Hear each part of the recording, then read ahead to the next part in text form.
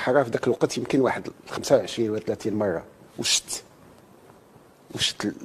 يعني الجندي المغربي تيموت الحفره ديالو ما تيتراجعش تيموت. وشت الاشلاء ديال الناس، وشت الطنوقه ديالنا مشتتين طايرين في السماء. معركه وحده كانت في جلزه زمور طيحوا لنا فيها 3 ديال الطيارات. تصور جيش تيفقد في نهار واحد 3 ديال الطيارات من احسن الطيارات اللي كاينين. علاش؟ لان الاخرين جابوا الكوبيين وفوق السيارات مدرعه والصواريخ صام، وحنا ما عندناش باش نواجهوا داك الصواريخ صام.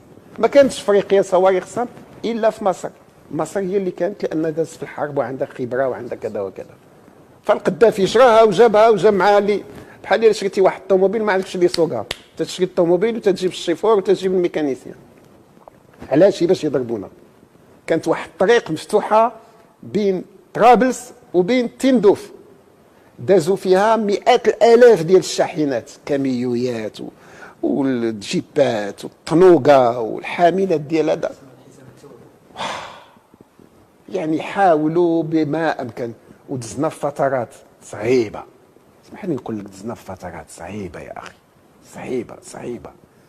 يعني بعض الاماكن تمت المحاصره ديالها عام. انا نقول لك واحد المنطقه، واش تعرفوها ولا ما تعرفهاش، تما الزاق.